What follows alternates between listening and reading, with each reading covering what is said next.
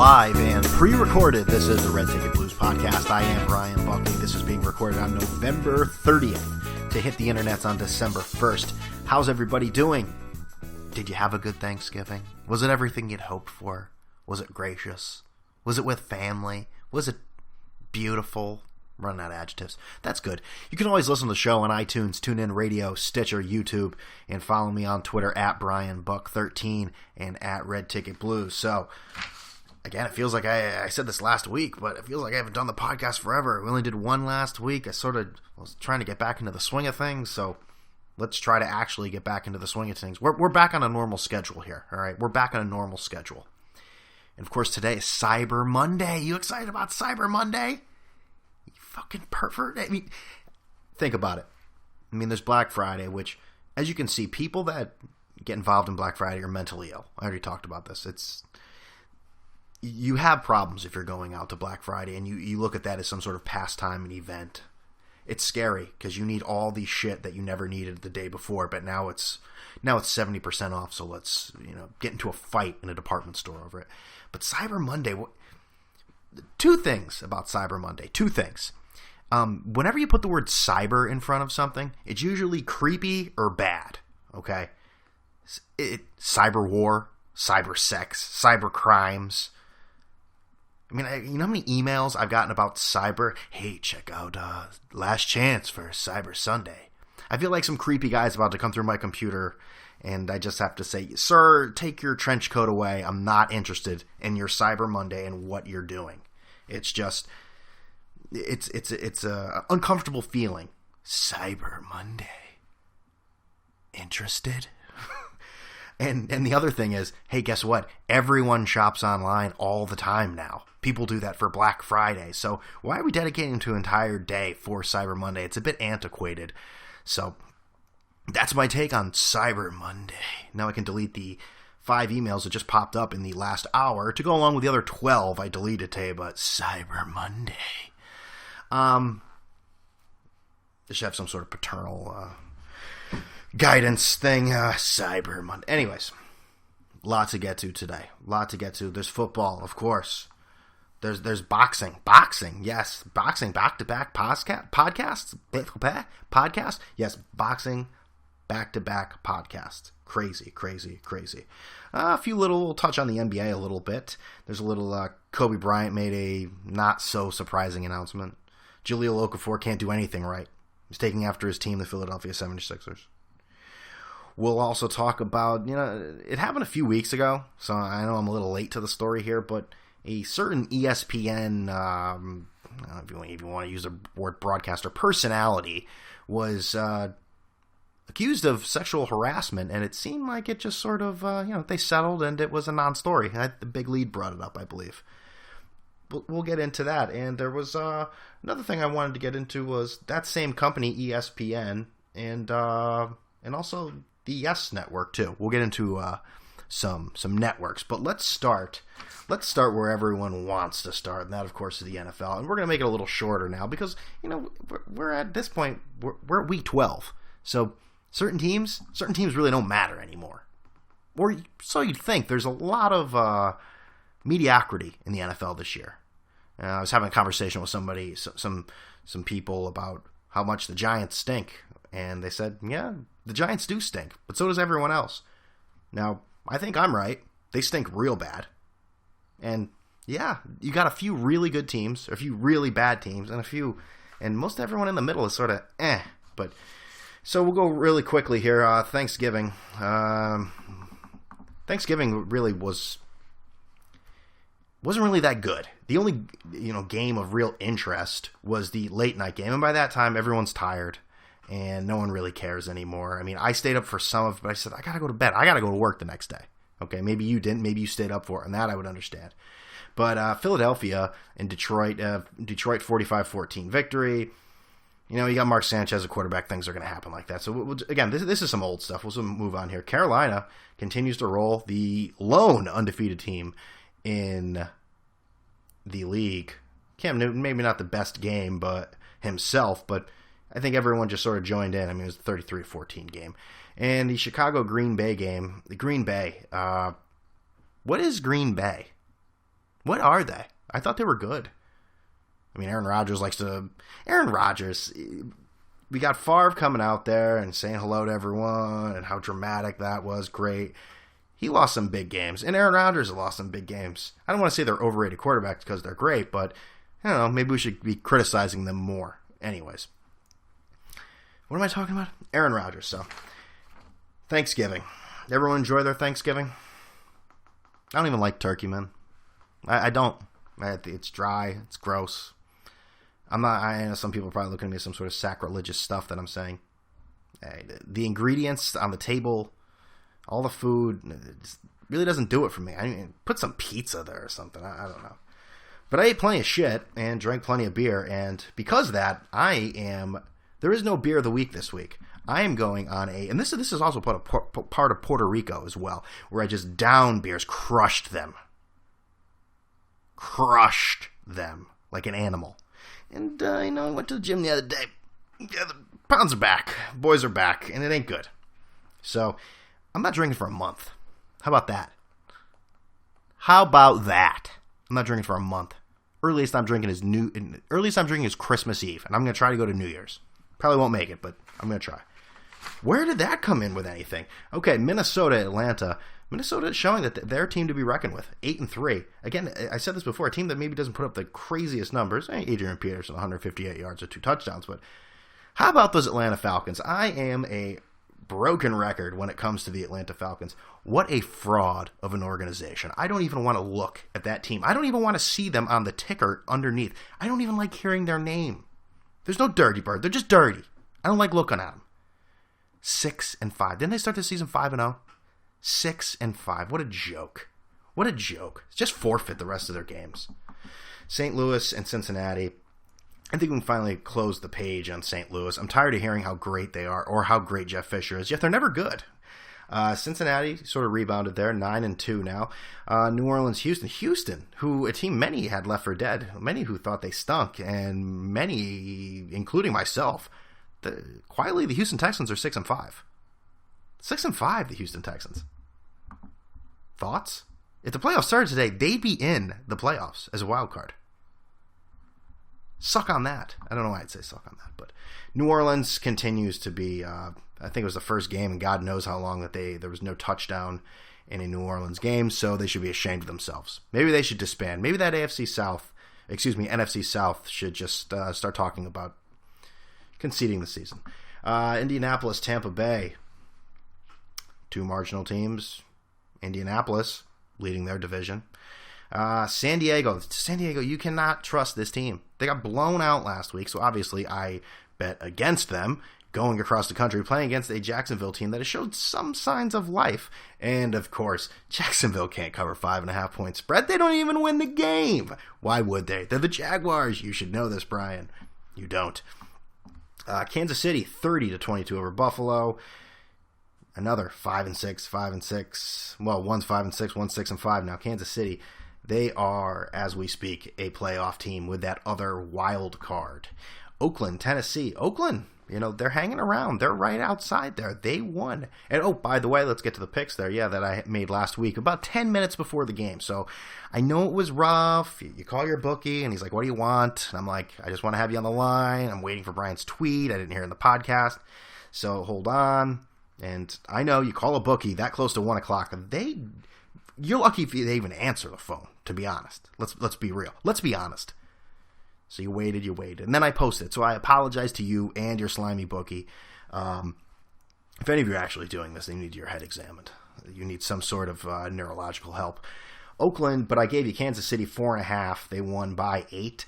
Oakland -2. Oakland -1. They won by 3. And I lost with Jacksonville. Like I said, they could not cover there. But Oakland, even if they don't win, even if they don't make the playoffs this year, they are making strides, that team. They are making strides and getting better.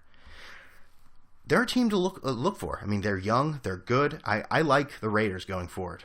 Groundbreaking, Brian. Washington, the Giants.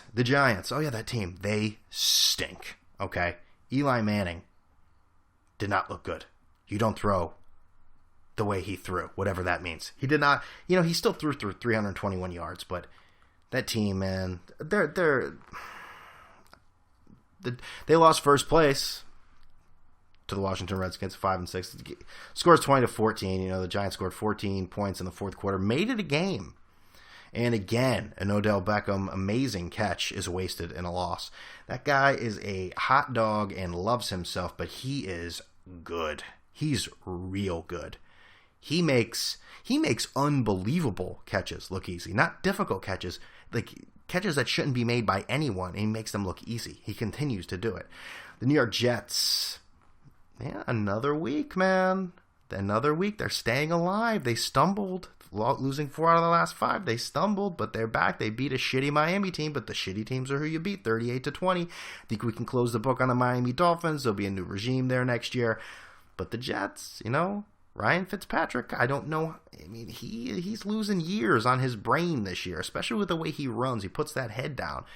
But he's sacrificing that Ivy League education for the good of the New York Jets, and that's to be commended, bro. So Chris Ivory, while he did have 87 yards, there was that one play, man. He bounced off people like pinballs. If you haven't seen it, you need to see it.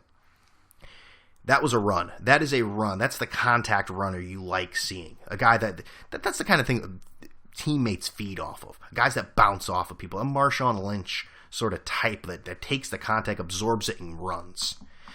Arizona, San Francisco. This was a lot closer game than people probably would have expected. Of course, it was a 10.5 point spread, but Arizona still came out the victor. There was a play in this game, and there's a play in a lot of games where the officials, I don't know what the hell they were seeing. There's one play, and I forget the lineman's name on the 49ers, but he tackled Carson Palmer. He tackled him. He sacked him, and just a little bit of that helmet touched Carson Palmer, roughing the passer. I mean, we're essentially, flagging guys for sacking the quarterback. It was an awful call. Absolutely awful call. But in reality, it didn't really have anything to do with the game. Carson Palmer did his thing out there. Blaine Gabbert continues. San Francisco, this is a lost season, of course. But Blaine Gabbert, he is quietly turning his joke of a career into, some sort of respectability this year. Some sort of. I don't think he's going to get comeback player of the year or anything like that. That'll probably go to Carson Palmer. Pittsburgh, Seattle, 39-30. Both these teams are in the hunt. Let's see exactly. We got Pittsburgh. Pittsburgh and Seattle. No, Seattle would be the wild card right now for the NFC with Green Bay. And Pittsburgh's still hanging around. They're still hanging around. I missed the end of this game. I don't even know how it ended. Great analysis. But the big game was a New England-Denver game last night. And Brock Osweiler. Hello! If you don't know who he was. Was that his first nationally televised game? Yeah, because the other one last week wasn't. No, it was against the Bears. Did he play great? No. He was 23 for 42, 270. He was okay. He takes a lot of hits. He waits a little too long. He's younger. He doesn't want to make mistakes. He's getting smacked out there. Smacked. And what can you say? Denver got some shitty, New England got some shitty penalties called against them. That Gronkowski one, I don't know. Gronkowski does that a lot. The pushing off as a tight end. The Chung penalty. And there was that call about how the play clock started towards the end of the game in the fourth quarter after the injury penalty, but that was for the Broncos. And because they had no timeouts, they had to, was it extended penalty? Was that what they called it? Or I forget, but Tom Brady was under the impression that the play clock would continue running, not the game clock. So he took his time, and they sort of ran out of time there. Ended up kicking the field goal. But I think that was the play. Am I totally screwing things up? Because we know they go to overtime, and C.J. Anderson breaks away and scores the touchdown after the Patriots couldn't convert on their first possession of overtime. The Patriots fans, of course. I mean, the Patriots, Rob Gronkowski got hurt. It looked like the season was over there. It'd be amiss if I didn't mention that. It looked bad. You could see the look on Brady's face, just like, oh, fuck. this isn't good. But I was just reading, he's week to week with a sprained knee or sprained something. So he's week to week, so they're fine there. But, I heard Tom Brady on WEI today with Dennis and Callahan. And, for a guy that whines and complains and then also has everything you could possibly want in life. Like, let's put it in perspective. And let's not even put it in life perspective. Forget your millions. Forget your supermodel wife. Forget your beautiful everything. You're a how many time MVP? You're a, let's see, how many times? Has he won the MVP? 2-time NFL MVP, 10-time Pro Bowler, 4-time Super Bowl champion. Let's just put it in NFL perspective. This is what he said after the game. After a regular season game. Anytime you lose, it was a very hard loss. I don't think I've ever been so basically pissed off after a loss. So I mean, Tom, come back to us. Come back to us, Tom. Welcome back to reality, bro. You've had everything. Jesus. Worried about that shit. And of course, Boston fans, Patriots fans, Boston fans, I don't know if I've ever heard them say, the team that won was the better team. It was always, they're complaining about the penalties, complaining about injuries. Oh, it only took, this player out, this player, Edelman out, Amendola out, Gronkowski out, Deion Jones out. Deion Lewis. Deion Jones. We'll just say that. Deion out to beat us. All that shit is part of the game. I'm so sick and tired of that. Maybe it's just rooting for more New York teams. Maybe I just don't notice it. Maybe I'm blind to it when New Yorkers do it or any other fan base does it. It seems, I don't know, the cult-like mentality of sometimes the Red Sox, they're implanted in my mind. The New England crowd. You lost. Get over it. It's one win. You and Tom. You can do better. You can move on. It's okay. All right. So that's the NFL. And we're 17 minutes in, just blabbing on about anything, huh? That's what I do. So let's get into Chris Berman. That's right, the ESPN personality who last week he was... Well, not last week, excuse me. When exactly was this from? This is from the big lead here. This is actually a few weeks ago. That ESPN settled a suit with a former makeup artist claiming that Chris Berman sexually harassed her. Now, this woman was claiming that, and she was also having some sort of an affair with Chris Carter. She knows how to, and she was represented by Gloria Allred. Of course she was. And this goes back in regards to comments, text messages in a makeup room. I don't know. A lot of lacking details with Chris Berman here. And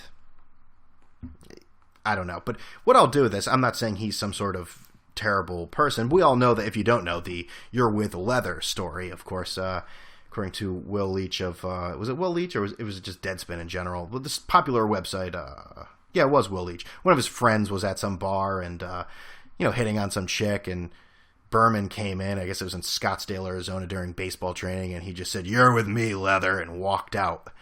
With her. And when you're big, fat, and rich, I guess you have that sort of pull. Someone asked him about, people have asked him about that before, that encounter, and he said, "Why would I go and do that? That is such a stupid question. What are you, stupid? That is so stupid." And then a year later, he was asked again about it and said, "A lot of people are very mean-spirited, apparently. You're talking about something that happened 9 years ago. Some people want to dump on a guy that's been pretty much nice to people for 27 years.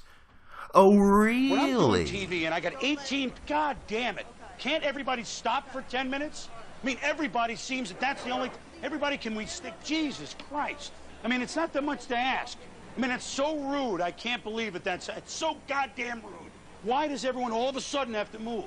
I've had 2 fucking hours to move around. Wait 10 minutes. Sunk in under the... What the fuck do they think I'm doing? No, I'm not saying Chris Berman is some sort of womanizing maniac who sexually harasses women, because no woman deserves to be sexually harassed, and additionally, no woman deserves to be sexually harassed by Chris Berman. That's just a sin. I just don't like Chris Berman in general. I think I've talked about this before, but I will do it again. He represents something in a... ESPN obviously is an institution. It's been around for a long time, and it's the most powerful institution in sports, without a doubt. And he's been there since the beginning. He's almost like that figurehead, that's just there, but he's just such a fool that no one takes him seriously, that he's just sort of there. I mean, I don't understand how anyone really enjoys Chris Berman. He could go all the way. Which, is an adaptation of Howard Cosell and from Red Barber. And he takes it from both two iconic, broadcasters and just puts it to shit. Makes it terrible. Took a big dump on it is really what he did. Essentially, that's what he did. I don't understand. I think it's maybe just you get used to seeing the same face at a place. I can't imagine anyone under the age of 30 years old saying, I really enjoy watching Chris Berman on ESPN. I really enjoy his orange, red, balding, Ben Franklin look-like haircut. Looks like he's just piles and piles of sweat all over his disgusting body. And I'm actually looking at a picture right now. Berman sings Walking on a Thin Line with Huey Lewis on the news on stage. And he looks like there's sweat all over him. It's gross. I imagine he smells like just cheap cologne. And you know that smell on an airplane when someone gets up after they've been just sitting on like farting the whole time? And then they go to the bathroom or they walk by people and you got ass to face. I imagine some sort of mixture of that when I think of Chris Berman. And I don't care. I don't like him, man. I'm not going to sit here and say he's great. I don't like him. I've never liked him. And I'm on record of saying it. He was in Kingpin? I don't remember him being in Kingpin. Maybe he was doing the stupid... was he doing the broadcasting? Just like, we're at this bowling thing. Ishmael Borg's really doing it a bigger McCracken. Okay. Where am I going with this? So, speaking of airplanes, coming back from Puerto Rico, I fly into New York, and these gruesome twosome got on the plane with us in San Juan, and they look like dope fiends.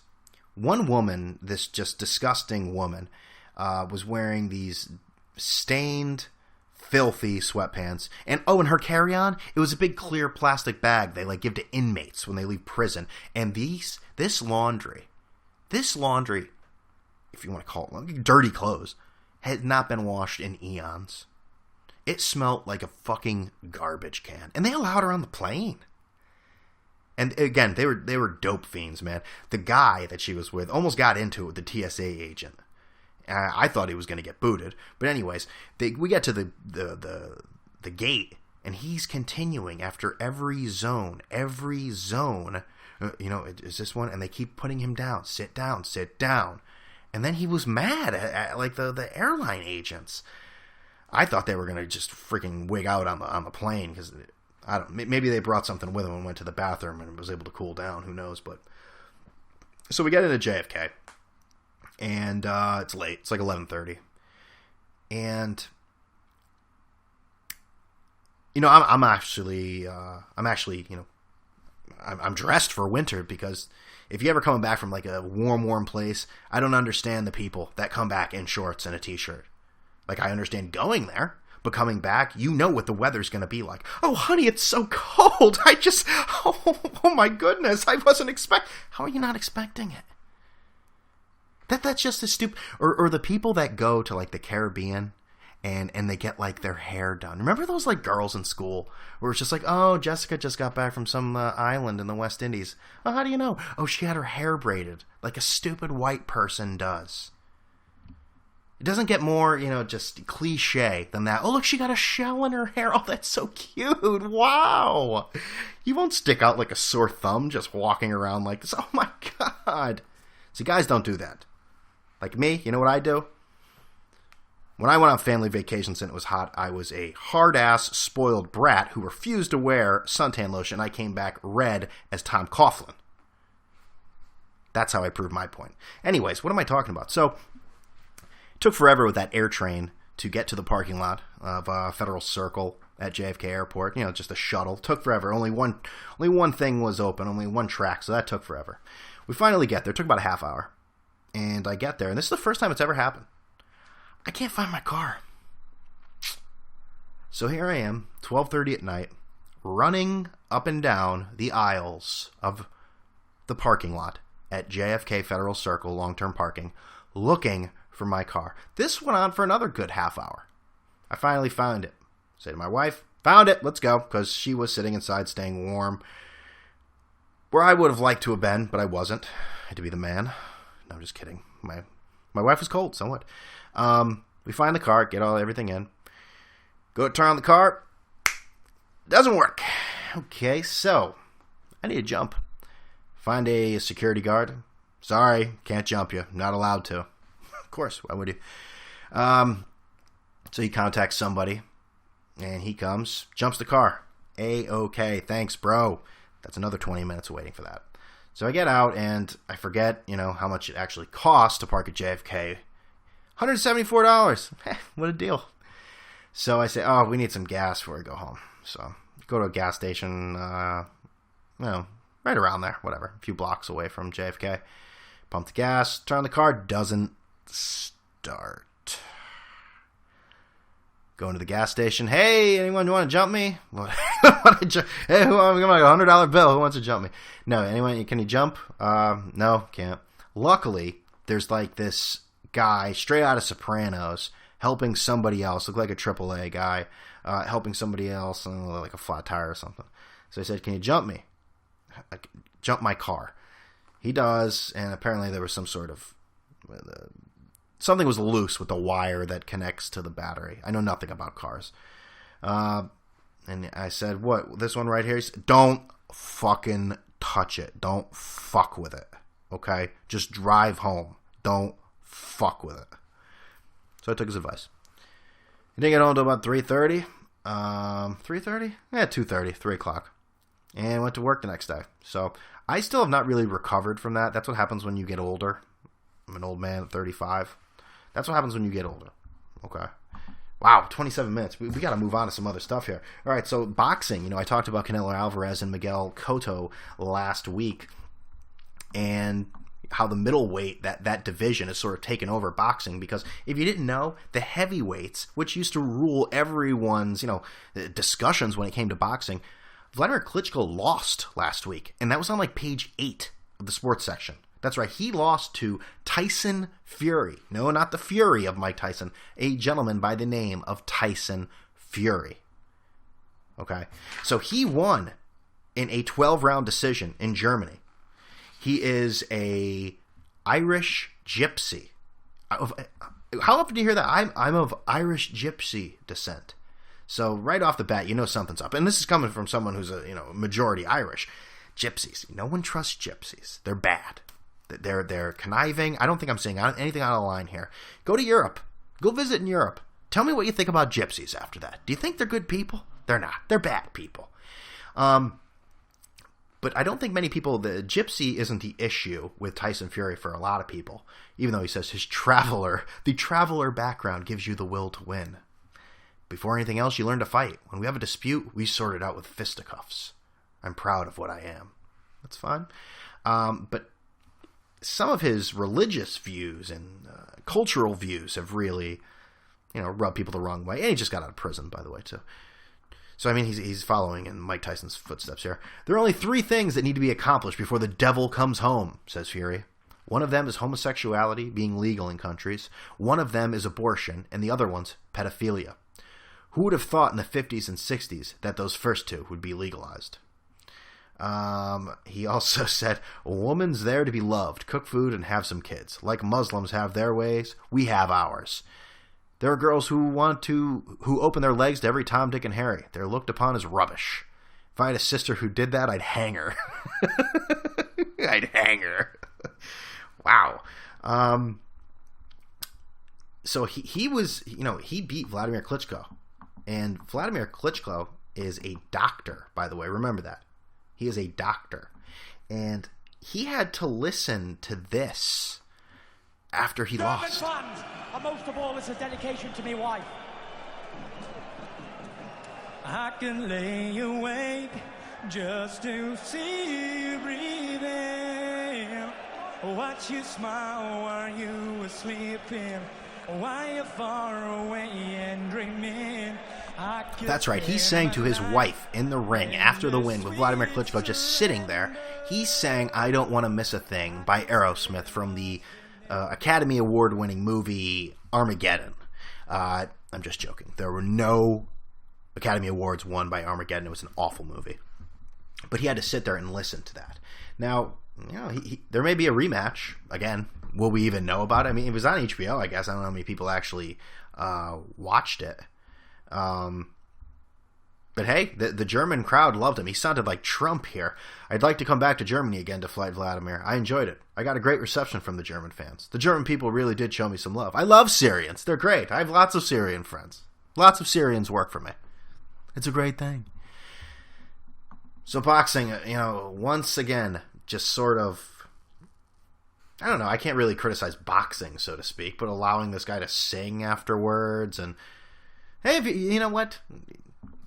You may not agree with his opinions, but we're sitting here talking about him, and maybe it does generate some buzz for a heavyweight division that's truly, truly needed it big time.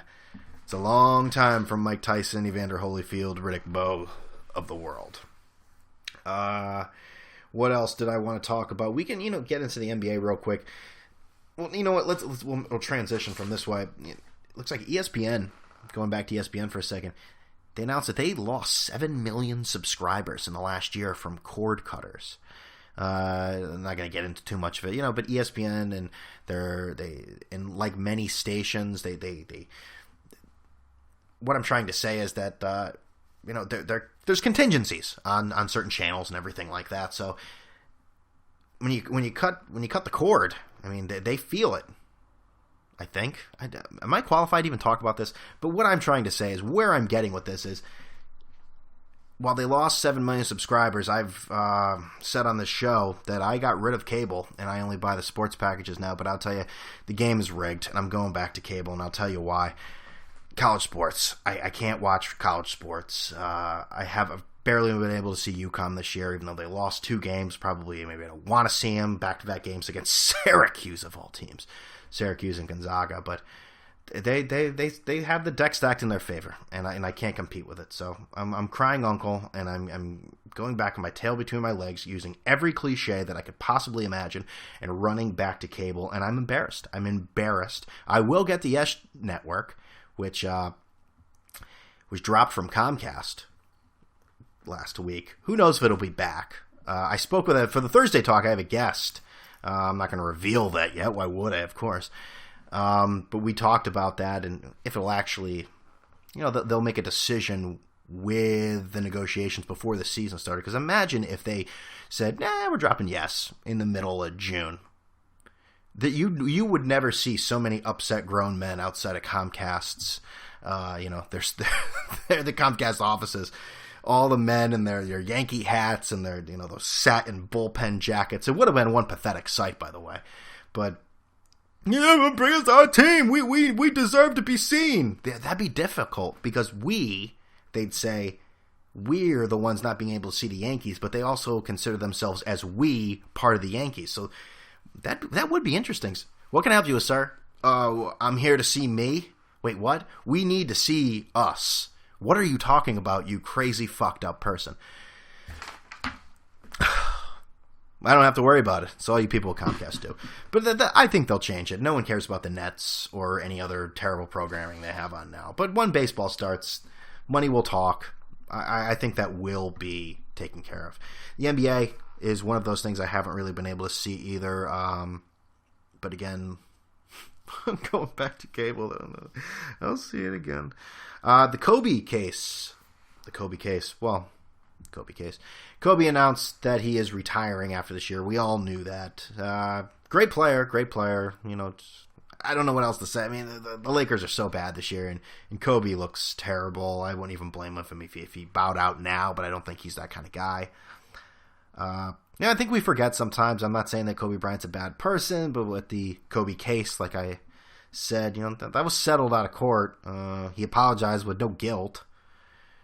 Admitting no criminal guilt, I should say, but I guess that sort of gets put in the background. For certain people, it works. For certain people, it doesn't. You know, do we look at Kobe as a rapist when you're talking with your friends? I don't think it's brought up as much. So it's all about the perspective. I don't know. I think everyone's different. The media makes things out to be the way it is, and I'm just saying sentences that really have no meaning or ending. Also from the NBA, Jahlil Okafor, the rookie for the Philadelphia 76ers, is having a rough go of it, man. It ain't Durham, North Carolina anymore. You're not winning championships. You're not a Blue Star recruit. You're not the hot freshman on campus. You are the hotshot rookie on a god-awful basketball team. God-awful basketball team. So this is what's happened to Jahlil Okafor in the past few months. He's got a speeding ticket. Someone pointed a gun at him. He knocked a fan out. And he got caught with a fake ID and was refused service at a bar. All in one night! No, I'm just kidding. It wasn't all in one night, but are these the worst things in the world? I mean, he's a kid. Let's remember that. He's 19 years old. He's dealing with big-time money for the first time. Big-time fame on a large, large scale where he's not with a team and a curfew. You know, I don't know what he's thinking with a fake ID. Dude, you're like 7 feet tall and you play for the team with the, you play for the team, the Philadelphia 76ers, and you're trying to get into a club in Philadelphia. They kind of know how old you are. All they need to do is go on Wikipedia and sort of see it. He's having a rough go. I don't think Jahlil Okafor is a bad guy. I don't know him. I've never met him. I don't know. But I think he's going to be okay. I think frustration is setting in. He won the championship his one collegiate year, and now he's with the Philadelphia 76ers, and life ain't pretty. Life ain't pretty.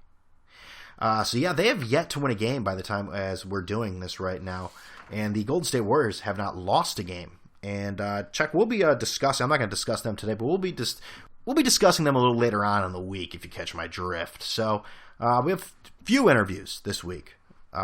Two more. Well, not two more, but two more podcasts. We'll have two guests this week, so look for it, of course, at BrianBuck13 and at Red Ticket Blues.